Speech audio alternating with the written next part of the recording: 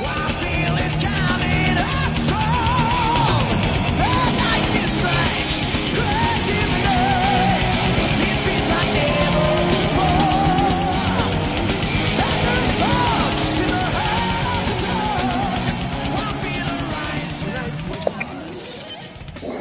more, no less, the great Leven, the great singer, the historical singer.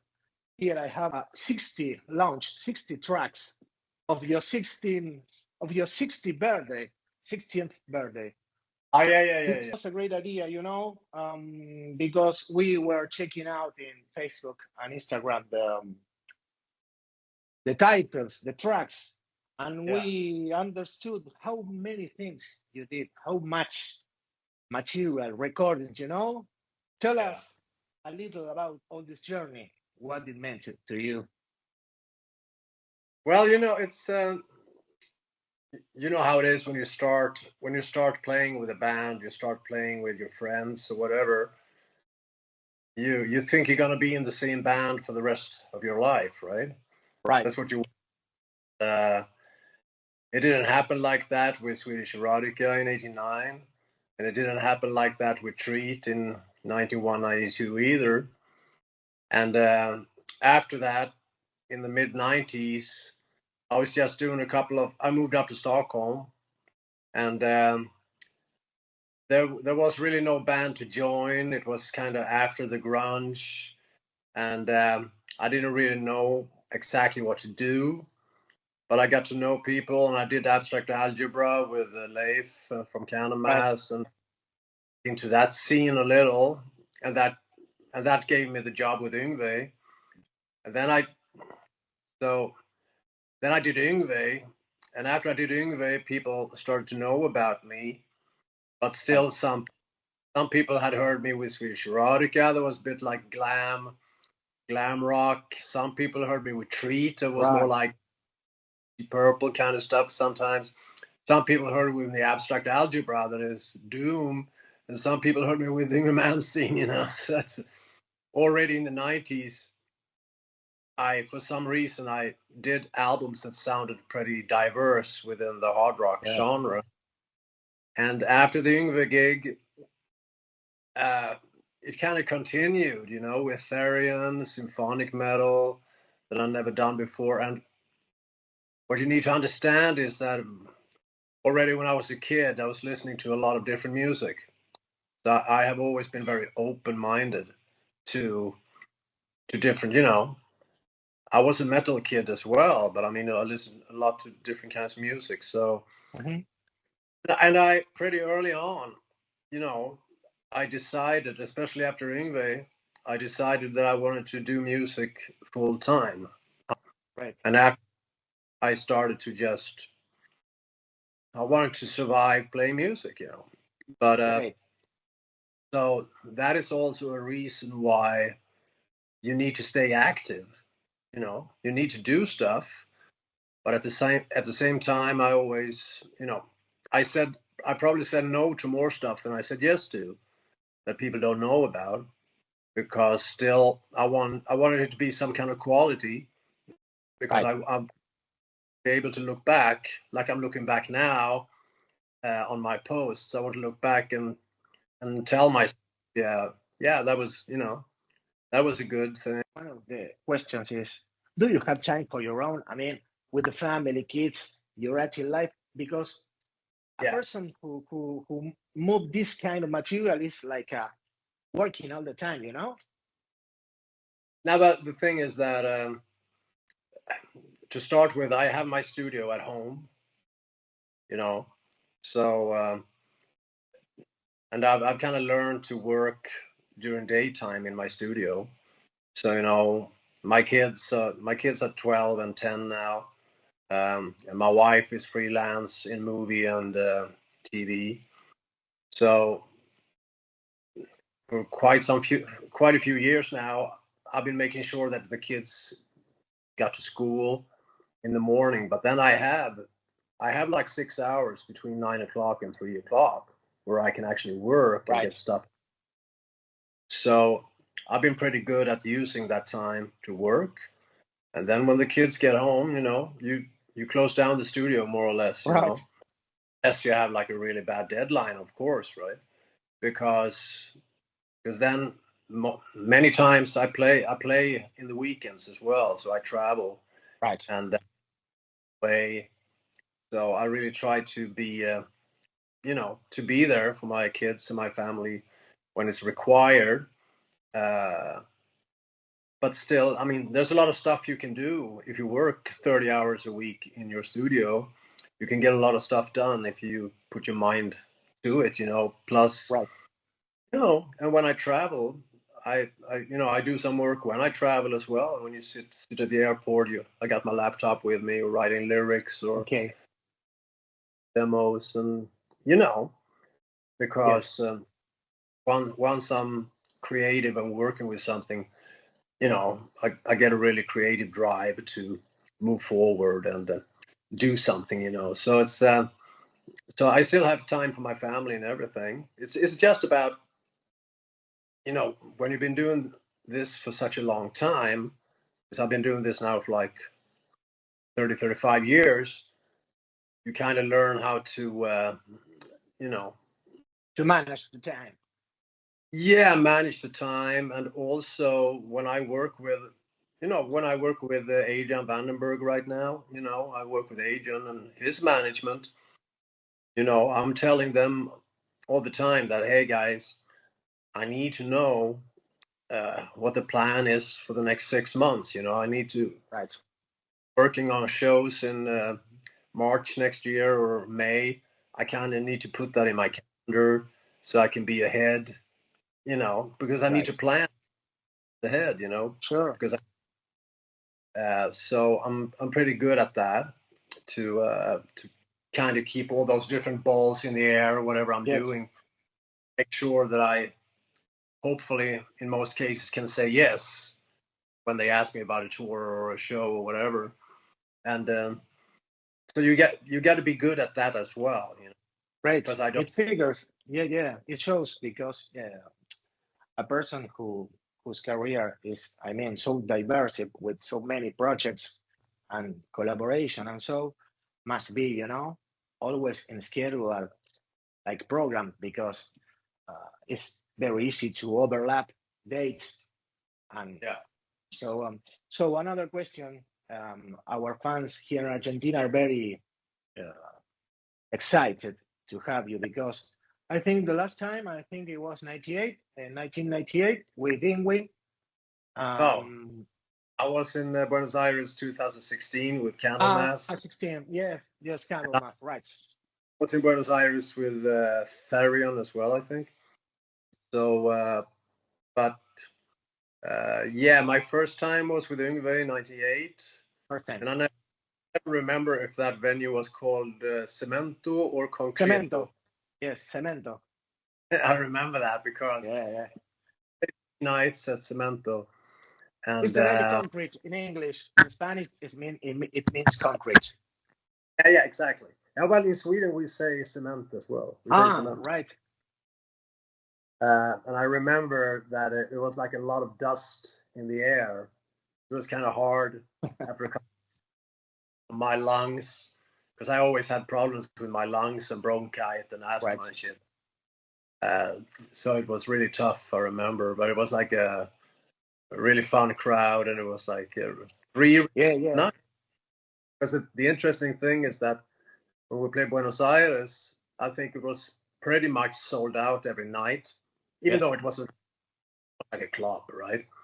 But when we played the two shows in Sao Paulo and the one in Rio, where we recorded the live album, it was not full at all, So it was more sold out.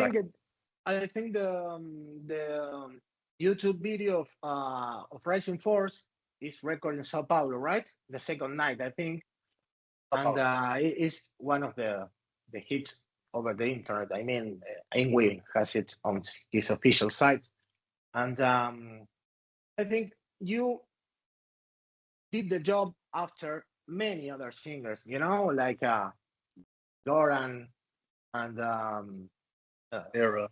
I mean, yeah, many great singers. What was your approach in the in those takes? Because your version, I really love it. I think it's energetic and it's kind of violent. I mean, but it's a different take of John Turner, for example. So what was your approach at that time to make that version unique or your take? Yeah, yeah. I mean, I remember I was kind of it was a challenge. You had Jeff Scott Soto, Mark Bowles, Jody Edman, Mike Becerra, all those dudes, great singers, and kind of different kinds of voices as well. So, but at the same time, I think I realized myself that it would just sound stupid if I tried to sound like them. Like Uh, a copy, right? but on the other hand, it's really important to sing the songs the way the fans love the songs, the old ones. So you have to try to kind of have a lot of respect for the original singers and the original songs, but still kind of make them your own. And I guess, yeah. So I mean, that was probably one of the first occasions where I got into something where I really needed to find the right way of doing it. Because after that, I've been, you know, I'm pretty good at that. Like now when I was singing with Vandenberg, I kind of make the old Vandenberg songs my own, but still respect, Right. songs. So you got to find your own way of doing them, and that's what I did with Yngwie as well. So, but I put a lot of work into learning the songs really well, and because you really need to get the songs into your body Right. so it feels. So you need to listen a lot to Mm-hmm. them so you get them into your system. So once you get up on stage to actually sing them, you kind of already made your body used to how you're gonna sing them. It's almost like you Right. already know the coach. Um, but that was a great lesson to do that because there were so many, great songs and great singers. So it was a really, really Yeah. good lesson. And And many songs from different singers because it's a big album with many songs. I mean, yeah, there's one, two, it's like 20 or more songs yeah, live, yeah, live. yeah. Plus, Great album. yeah, and I mean both Mark Bowles and Mike Becerra, for instance, have very high pitched voices. Right. So it's a different kind of. So some of those songs might be harder to sing because they have natural higher pitch in their voice. So then you got to find a way how to approach those songs as well to fit yourself. One thing which I think is important for all the listeners who also sing and have bands, how do you approach your vocal care? I mean, because you are singing now, I think, and personally, like 20 years ago, or maybe 30, just like the albums anyway, very similar with almost, I didn't notice any, pitch shift on the range limitations. What's I mean, you take care with the food, exercise, sleep well. Well, I mean, I'm very like I try to stay in decent shape. I never drink on tour. I make sure to go out and take walks, long walks, and because ever since I was a kid, I had problem with my lungs. I had Right. asthma. 90s, I got really serious bronchitis during the mid 90s. So I know that I need to be like extra careful with not getting like sick or something Right. for a long time.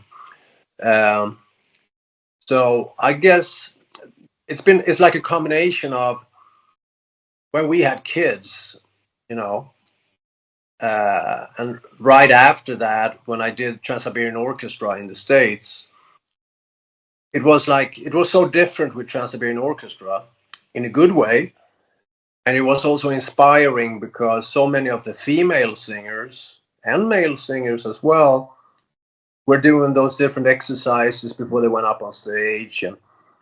And I kind of liked that. So I kind of, around that time, like 2016, 15, I started to kind of do like a warm-up procedure before all shows. And that doesn't mean that I'm actually singing that much, but I'm actually getting my system, getting my heartbeat going, and Right. and doing some vocal stuff as well, but quiet. So I'm, I mean, it's like if now I have a show on Friday in Germany with Vandenberg, and I start preparing for that show probably a couple of days before, because I prepare by saying, I tell my wife, hey, on Thursday it would be great if I can sleep in the morning and if you can take the kid, because I need one day when I wake up and I'm relaxed, because I've been like this week, I get up early on Monday, Tuesday, Wednesday, take care of the kids late. I need one day, to just be relaxed. And then I'll get up early on Friday morning, take the flight down to Germany, and, fly on Sunday. We fly to Brazil. It's cool, but I need to kind of make sure that I'm in okay shape and prepared for whatever I'm doing. And so, I drink a lot of water, No smoking, no drinking. I never. So, I'm and it's also really important to be comfortable with the music you're going to play on stage. It's super important that I'm relaxed, that I know the songs, and the way it is with Vandenberg now. We played a lot of shows the last year. Yeah, it's very go up and play with Vandenberg now, because I don't have to think about the lyrics. I don't have to think about anything. I can just take the mic and have a good time. And it's like that when I play with my Swedish band as well, where I sing in Swedish, Prince Svart. It's incredibly relaxing, and it's like very jammy and very 70s in the style. Yeah, great. And plus, especially with the Swedish band, when you've been writing the material yourself, because the songs came from my inside my lyric. So it's so much easier to sing that stuff because it comes from a place within that is natural, right? When I play with Yngwie, I had to do other people's stuff. It's so much harder because it's not your natural way of doing things. Right. That's a part of the preparation as well, to make sure that you are comfortable with the songs, that you rehearsed a lot. Okay, I never rehearsed with Vandenberg because they live in the Netherlands, but I make sure that I know the songs ridiculously well by myself, You rehearse in your home and in your home studio with the track and the headphones. It's not like I sing the songs that much, but I take long walks and I listen to the headphones and I have the song, become friends with the songs, and pretty often also like a really important aspect of being a singer is to be to have a lot of opinions about the set list, because it's really important as well how you build the set. If you're going to play every night, like we play 6 days in a row, 1 day off, 6 days in a row, traveling. I need to have a that is like a good warm up in the beginning.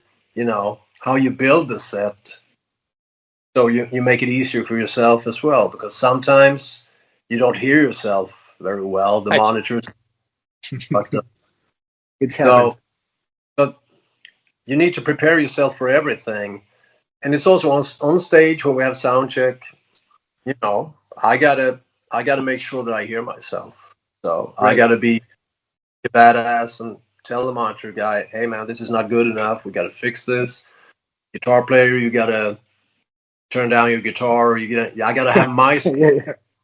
Have my space to hear myself. And I remember so well in 1998, we did shows with a band called Southpaw. It opened up for Dio in Sweden, 4 shows. So I was up on stage listening to Dio on stage, just wanted to hear what it sounded like up on stage, and he had the most insanely loud vocals on stage. Yeah. He had Low PA volume. Yes. It was so loud, Yes. Ronnie was standing, he heard himself so well, and I kind of learned. I was like, yes, that's what it's gonna be like, man. It's gotta be, That's what I want. That's it. relax. So, Yeah. I'm prepared. I try to be prepared on all levels, so to speak. Yeah. I kind of warm up thing, but I also make sure that that I get out during the daytime if possible. That's the good thing when you have a bus on tour, like a nightliner. It's great because you wake up, you're in a new city, you have breakfast, and I go out in town for 3 hours. I go to a museum or whatever. Talking about Adrian, I mean, I was doing a list of things and on the website of yours and of his. And how was the approach for him to you? I mean, to join this new project, this new tour. I mean, with all songs, White Snake songs. And are you were you a friend of yours, or you knew him on the road? Oh, I mean, I during the pandemic, I got a mail in late 2020. I got a mail from Adrian, and I never met Adrian, never had contact with him before. So, but I mean, I was an old fan, in the 80s. I had the first Vandenberg album. I was a big fan of the Whitesnake albums and the Slip of the Tongue. So, for me, it was super exciting that he contacted me, and also that he wanted to do a new album. And to me, it was super cool that he let me write the songs as well, because, I mean, practically the only time he co-wrote with anyone was with David Coverdale with Whitesnake. Because when he did the Vandenberg albums, he wrote. So that was really cool by him to let me get involved, and it made it so much more fun as well to write the album. So what we do nowadays is that the Vandenberg brand, or the band Vandenberg, is obviously really, really well known in the Netherlands, in Holland. So when we play in Holland, we do a lot of club shows in Holland. Obviously, we play more Vandenberg tracks, and also some songs that we don't play outside of Holland. So it's a bit different if we play festivals in Europe, or if we tour in the States. In the States, they want to hear a lot of Whitesnake. In the States, Yeah. a lot of stuff from the first tour that Adrian did in 1987. We do Here I Go, all that stuff. Mm-hmm. So the set list is a bit different depending on what country we actually are playing. So what's happening right now, I think, at least, I mean, the stuff we will do now when we come down to Brazil and Argentina is probably kind of the songs that we are playing with Vandenberg here in Europe, but we are adding a couple of songs that we have never played together before, and that Adrian has never played live either. So we're going to try it out for the first time. And I think when we come home from South America, Latin America, we will probably start looking at a new set. I think, plus that we have a couple of special shows next year with a Castle Donington show from 1990. We're going to do like that. So I think actually those shows now in Brazil and Argentina will be the last shows when we do quite a few of those Vandenberg songs from the new album or whatever. We'll see. Boss. So he's going to decide. We are like reaching our end of our interview, but I have a very important question. I've been thinking the last maybe 5, 6 years. What is the special thing about Sweden? I mean, the bands, the hard rock scene, the people, the like a rebirth, you know. Yeah. I know it's Europe. We have England, we had many bands, but for example, the last years there was like a rebirth of the classic hard rock bands, like I mean, with the style like Hits and other bands, which like gather all these songs, all these almost buried style, Yeah. and bring it to the next level, to the modern age. Like, what's the what's the special? Almost everything musically is like great, very tight and prolific. Yeah, I mean, it's we get that question a lot in Sweden, and I think it has a lot to do with the fact that Sweden has always been pretty, uh, you know, when I saw movies when I was a kid, it was always the original language. It was never dubbed or anything. It was always in English or in American or in German with subtitles. You grow up hearing English very early on when you're a kid, and you get to learn English pretty early at school as well. Plus, that when I grew up, it's not really like that anymore. But when I grew up, like in the 70s, you had so many opportunities to play instruments when you were like 7, 8, especially around the age of 8, 9. It was like, and they had what they call like a city music school or whatever. That was a lot of people discovered the instrument guitar, or like in my case, I played mandolin, and then I played violin for 3 years. So you kind of it was a positive thing to play instruments and to discover music. It was very you got a chance to actually try out instruments, and pretty early on that also the teachers and people around you could tell, this guy, he's got music. Let's make sure that he continues to play violin or whatever. And it's always been a good climate for music, in general. And of course, we have like, especially like a bit north of Sweden, we have a very old, what do you say, tradition of certain kind, like it's called folk music. You have a lot of great guitar players who come from those areas. It's some kind of, like you guys have with whatever we're talking about, tango or whatever. You have different music styles. Yeah. In Sweden, those music styles, they fit pretty well for the hard rock genre as well. I think that kind of melody sense. But I think the most important thing is that we had those opportunities with those, like also in small cities where I was brought up. You had somewhere where you actually could play violin in a small orchestra. They put you in an orchestra. You played like with a symphony, 10, 11 years old, trying out the violin. You have a chance, right?